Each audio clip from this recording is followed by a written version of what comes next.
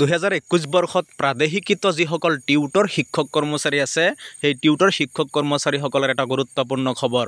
লখিমপুৰ জিলা প্ৰাদেশিকৃত মধ্য ইংৰাজী আৰু নিম্ন প্ৰাথমিক শিক্ষক টিউটৰ সংস্থাৰ এক সজাগতামূলক সাধাৰণ সভা অনুষ্ঠিত হৈ যায় আজি।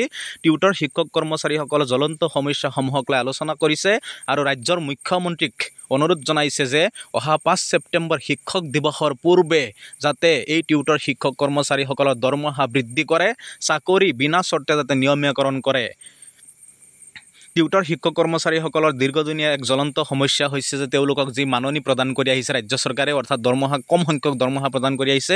টিউটৰ শিক্ষক কৰ্মচাৰীসকলৰ যি দৰমহা দিন হাজিৰা কৰা শ্ৰমিকতকৈ কম, সেয়েহে এইসকল ধুলপৰীয়া শিক্ষক কৰ্মচাৰীসকলৰ যি উপযুক্ত অৰ্হতা আছে, উপযুক্ত অৰ্হতা থকাৰ পিছতো এই শিক্ষক কৰ্মচাৰীসকলক টিউটৰ নামেৰে প্ৰবঞ্চনা কৰি আহিছে ৰাজ্য চৰকাৰে।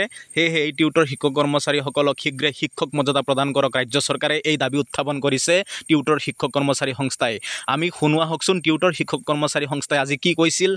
প্ৰাদেশিকৃত মধ্য ইংৰাজী আৰু নিম্ন প্ৰাথমিক শিক্ষক টিউটৰ সংস্থাই 2021 চনৰ 5 ফেব্ৰুৱাৰী তাৰিখে অসম চৰকাৰৰ শিক্ষা বিভাগে আমাক নিযুক্তি মেলা পাতি নিযুক্তি দিলে, কিন্তু দিয়াৰ পিছতো আমাৰ সমস্যা আমি জৰ্জৰিত হৈ আছোঁ। বিশেষকৈ আমাক 10-12 হাজাৰ টকাৰে আমাৰ মাহিলী পাৰিতোষিক দি পেলাই আমাক আশ্বস্ত ৰাখিবৰ বাবে চেষ্টা কৰিছে অসম চৰকাৰে।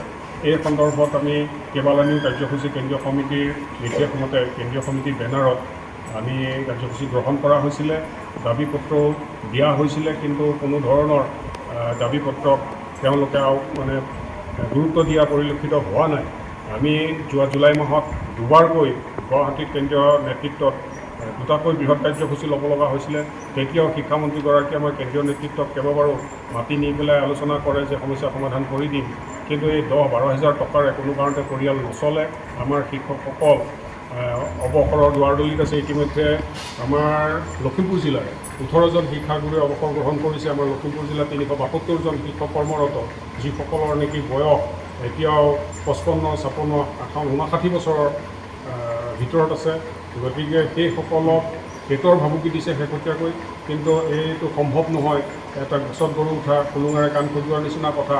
মুখ্যমন্ত্ৰী মহোদয়ে আমি হস্তক্ষেপ প্ৰতি মুহূৰ্ততে কেন্দ্ৰীয় সমিতিয়ে আহ্বান কৰিছে। আমি জিলা সমিতিও বিচাৰিছোঁ যে মুখ্যমন্ত্ৰীয়ে এই বিষয়টোত এটা সঠিক চিন্তা চৰ্চা কৰি পেলাই বিষয়টো সমস্যা হিচাপে নাৰাখি সমাধান কৰিবৰ কাৰণে তেখেতে যত্ন কৰক।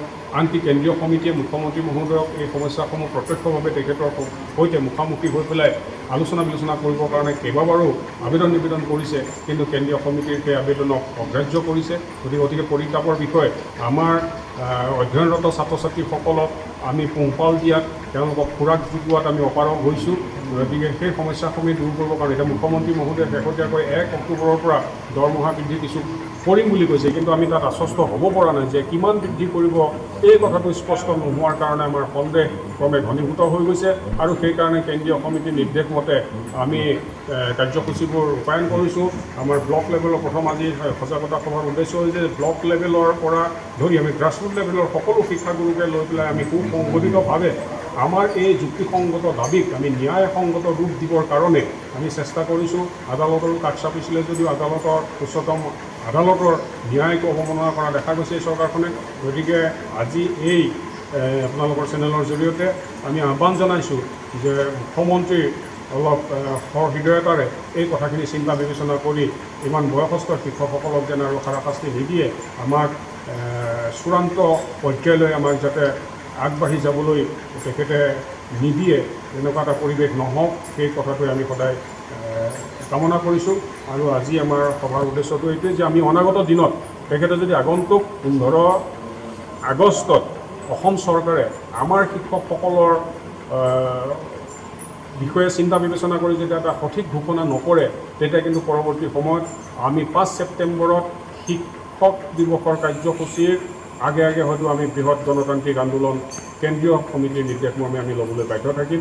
আৰু আজি এই সভাখনৰ উদ্দেশ্যই আছিলে সেইটো।